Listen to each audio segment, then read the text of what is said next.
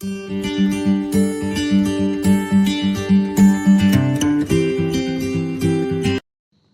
morning everyone. Welcome back to MTM Campus Educational Channel. Today we discuss the topic of trading in stock exchange and trading pattern of the Indian stock market.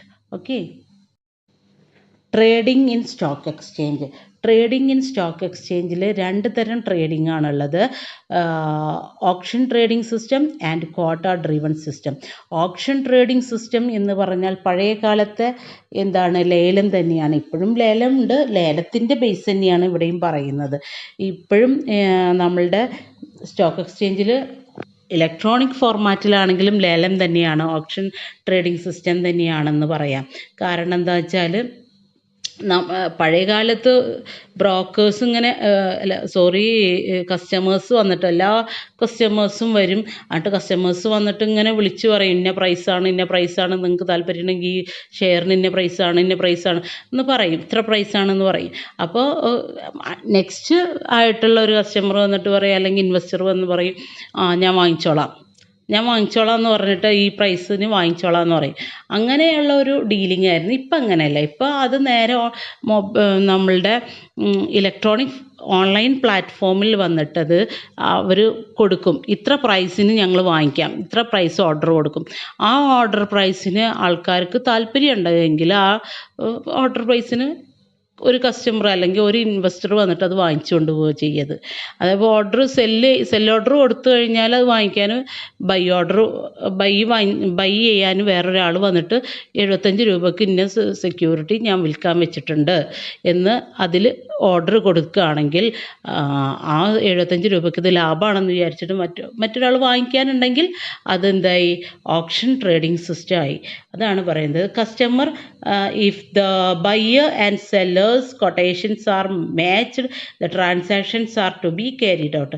അതായത് ബയ്യറിൻ്റെയും സെല്ലറിൻ്റെയും quotations match വരികയാണെങ്കിൽ the transactions are to be carried out. Transactions അവിടെ നടക്കുകയാണ്. ഇവിടെ ബ്രോക്കേഴ്സിന് ബ്രോക്കേഴ്സിൻ്റെ ഒരു ഇടപെടലും ഇല്ല, അതേപോലെ നെഗോഷിയേഷൻ ഇല്ല, ബാർഗെയിനിങ് ഇല്ല. പിന്നെ ഇവിടെ ആകെ നോക്കണത് കസ്റ്റമറിൻ്റെ പ്രൈസും, അതേപോലെ കസ്റ്റമേഴ്സ് ബയ്യറും ഉണ്ടാവും സെല്ലറും ഉണ്ടാവും. സെല്ലറിൻ്റെയും ബയ്യറിൻ്റെയും പ്രൈസ്, അവർ ഓർഡർ ചെയ്യുന്ന പ്രൈസ് മാച്ചപ്പ് വരുന്ന ആ പ്രൈസിൽ ട്രാൻസാക്ഷൻ ക്യാരിഡ് ഔട്ട് ചെയ്യണമെങ്കിൽ അതിന് ഓപ്ഷൻ ട്രേഡിംഗ് സിസ്റ്റം എന്ന് പറയും. എന്നാൽ ക്വാട്ട ഡ്രിവൺ സിസ്റ്റം എന്ന് പറഞ്ഞാൽ രണ്ടാമത്തത് ക്വാട്ട ഡ്രിവൺ സിസ്റ്റമാണ്. ക്വാട്ട ഡ്രിവൺ സിസ്റ്റം എന്ന് പറഞ്ഞാൽ ഇവിടെ ഒരു പ്രൈസ് ബാൻഡാണ് കൊടുക്കുന്നത്. അത് 90 to 100, ഒരു സെക്യൂരിറ്റിക്ക് 90 to 100-നുള്ളിൽ പ്രൈസ് ബാൻഡ് കൊടുത്തിട്ട് പറയും, 90-ൻ്റെയും 100-ൻ്റെ ഉള്ളിൽ ആരെങ്കിലും പ്രൈസിന് എൻ്റെ അടുത്ത് സമീപിച്ചാൽ ഞാനത് വിൽക്കാൻ തയ്യാറാണ് എന്ന് പറഞ്ഞിട്ടുള്ള ഒരു ഓർഡർ കൊടുക്കുകയാണ്. 90 to 100-ൻ്റെ ഉള്ളിൽ, അല്ലെങ്കിൽ 100 to 110, നമുക്ക് ഇഷ്ടമുള്ള പ്രൈസ്, ഒരു പ്രൈസ് ബാൻഡ് കൊടുക്കണമെന്ന് മാത്രം, ഇഷ്ടമുള്ള പ്രൈസിന്. അത് നമ്മൾക്ക് ലാഭമുള്ള രീതിയിൽ അത് നടത്തുന്നത് ബ്രോക്കറായിരിക്കും, മറ്റോടത്ത് ബ്രോക്കറല്ല. ഓപ്ഷൻ ട്രേഡിംഗ് സിസ്റ്റത്തിൽ കസ്റ്റമർ തന്നെയാണ് അവിടെ ചെയ്യുന്നത്, ഇവിടെ ബ്രോക്കർ ഓർ ഡീലറാണ് ചെയ്യുന്നത്. അതുകൊണ്ട് തന്നെ അയാളുടെ ക്ലയൻസിന് ലാഭം ഉണ്ടാക്കുന്ന തരത്തിലുള്ള ഒരു ഡീലിംഗ് ആണ് നടത്തുക. അപ്പോൾ he undertakes the dealings of buying and selling for the purpose of making profit to his client. അയാളുടെ ക്ലയൻറ്റിന് പ്രോഫിറ്റ് ഉണ്ടാക്കുക എന്ന ലക്ഷ്യത്തോട് കൂടിയിട്ടാണ് ഈ ട്രാൻസാക്ഷൻ ടേക്സ് പ്ലേസ് ചെയ്യുന്നത്, ഈ ബ്രോക്കർ ഈ ട്രാൻസാക്ഷൻ നടത്തുന്നത്. അപ്പോൾ അയാൾക്ക് ഏറ്റവും ബെസ്റ്റ് പ്രൈസ് കസ്റ്റമേഴ്സിന് കിട്ടുക. The dealer compete with each other to provide the customer the best competitive price.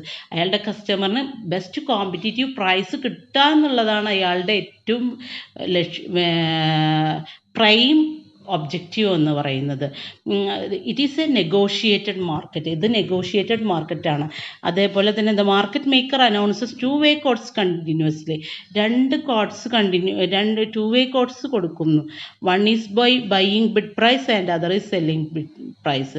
ഒന്ന് ബൈയിങ് പ്രൈസും മറ്റൊന്ന് സെല്ലിംഗ് പ്രൈസും. അപ്പോൾ 90 to 100, 90 to 95, അങ്ങനെ ഒരു പ്രൈസ് ബാൻഡിൽ കൊടുക്കുകയാണ്. അപ്പോൾ അങ്ങനത്തെ പ്രൈസ് ബാൻഡ് കൊടുത്തു കഴിഞ്ഞാൽ വാങ്ങിക്കാൻ വരണവർക്ക് വാങ്ങിക്കാം, വിൽക്കാൻ വരണവർക്ക് വിൽക്കാം. അങ്ങനെ ആ പ്രൈസിനുള്ളിലാണെങ്കിൽ ഇപ്പോൾ നമ്മൾ 90 to 95 കൊടുത്തു കഴിഞ്ഞാൽ ഇപ്പോൾ നമ്മളുടെ പ്രൈസ്, നമ്മളെ സെക്യൂരിറ്റീൻ്റെ പ്രൈസ് ഇപ്പോൾ നമുക്ക് തോന്നുന്നത് 90-95 കൊടുത്തിട്ടുണ്ടെങ്കിൽ ഏറ്റവും ഒരാൾ 90-ന് ആ സെക്യൂരിറ്റി കൊണ്ടുവന്നിട്ടുണ്ടെങ്കിൽ നമുക്ക് ആ സെക്യൂരിറ്റി 90 രൂപയ്ക്ക് വാങ്ങിക്കാം. നമുക്ക് ലാഭമാണ്. കാരണം നമ്മൾ 95 കൂടിയിട്ട് കൊടുത്തിട്ടുണ്ട്. ആരും 95 വിൽക്കാൻ വരുന്നതെങ്കിൽ നമുക്കത് മനസ്സിലാക്കാം ആ ഷെയറിൻ്റെ പ്രൈസ് കൂടി വരികയാണ്. അപ്പോൾ നമുക്ക് സ്റ്റോപ്പ് ഓർഡർ കൊടുക്കാം, സ്റ്റോപ്പ് ലോസ് ഓർഡർ കൊടുത്തിട്ട് എന്ത് ചെയ്യാം, വീണ്ടും സെക്യൂരിറ്റീൻ്റെ പ്രൈസ് കൂട്ടിക്കൊണ്ടുപോവാം. അങ്ങനെയൊക്കെ ഉണ്ട്, മെത്തേഡൊക്കെ ഉണ്ട്. അപ്പോൾ ഇതാണ് നിങ്ങൾ ശ്രദ്ധിക്കേണ്ടത്. ഒരു പ്രൈസ് ബാൻഡ് കൊടുത്ത് അതിനുള്ളിലുള്ള പ്രൈസിന് ആർക്കും വേണമെങ്കിലും വാങ്ങിക്കുകയും വിൽക്കുകയും ചെയ്യുക എന്നുള്ളതാണ് എന്താ പറയുക, കോട്ട ഡ്രിവൺ സിസ്റ്റം എന്ന് പറയുന്നത്. ഇങ്ങനത്തെ 2 സിസ്റ്റമാണ് ഇതിലുള്ളത്. പിന്നെ പറയാനുള്ളത് ട്രേഡിംഗ് ട്രാൻസാക്ഷൻ. ഇന്ത്യൻ സ്റ്റോക്ക് മാർക്കറ്റിലെ ട്രേഡിംഗ് ട്രാൻസാക്ഷൻ ആണ് പറയുന്നത്.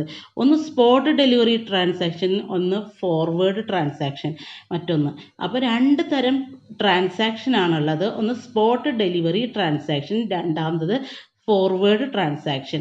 സ്പോട്ട് ഡെലിവറി ട്രാൻസാക്ഷൻ എന്ന് പറഞ്ഞാൽ എന്താ, അത് എപ്പോഴാണോ നമ്മളുടെ ഡെലിവറി നടക്കുന്നത് ആ സമയത്ത് തന്നെ, എപ്പോഴാണോ നമ്മളെ കോൺട്രാക്റ്റ് നടക്കുന്നത് at that time we will deliver the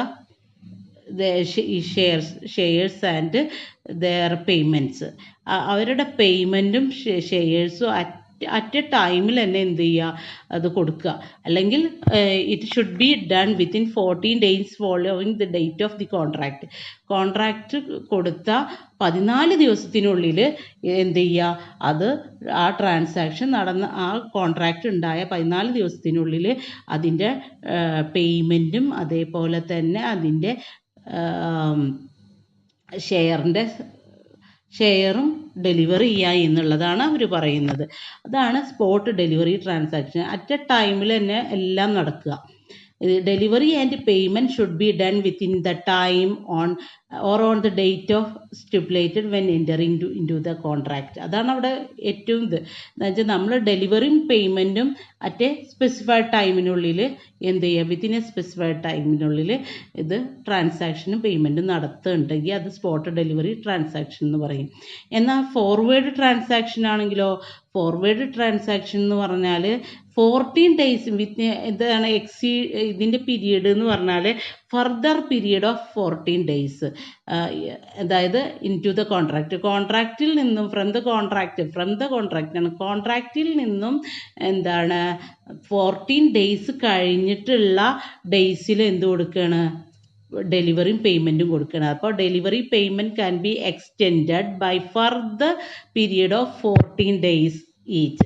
അപ്പോൾ further period of 14 days each from the കോൺട്രാക്റ്റിൽ നിന്ന് 14 ദിവസം കഴിഞ്ഞിട്ടുള്ള 90 ദിവസത്തിനുള്ളിൽ വിത്തിൻ 19 days ആണ് കേട്ടോ. ആ 19 daysനുള്ളിൽ എന്ത് ചെയ്യുക, 14 to 90 daysനുള്ളിൽ എന്ത് ചെയ്യുക, ഇതിൻ്റെ പേയ്മെൻറ്റും ഡെലിവറി നടക്കുകയാണെങ്കിൽ അതിനെ ഫോർവേഡ് ട്രാൻസാക്ഷൻ എന്ന് പറയും. അപ്പോൾ but the overall period does not exceed 90 days from the date of the contract. ഇതിൻ്റെ ഓവറോൾ പീരീഡ് ഒരിക്കലും എന്താവാൻ പാടില്ല, 90 daysന് കൂടുതലാവാൻ പാടില്ല. അപ്പോൾ ഇതിൻ്റെ പീരീഡ് എപ്പോഴും 14 to 90 days from the contract ആണ്. എന്നാൽ സ്പോട്ട് ഡെലിവറി ട്രാൻസാക്ഷനിലോ 14 days ഫ്രം ദ കോൺട്രാക്റ്റ് ആണ്. അത് രണ്ടും ശ്രദ്ധിച്ചാൽ മതി. 14 days within 14 days from the contract ആണ് സ്പോട്ട് ഡെലിവറി. എന്നാൽ ഫോർവേഡ് ട്രാൻസാക്ഷനിലോ 14 to 90 days from the date of contract. Okay, ഇത്രയും കാര്യങ്ങളാണ് നമ്മൾ ഇന്ന് പഠിക്കുന്നത്. Okay, thank you for watching this video.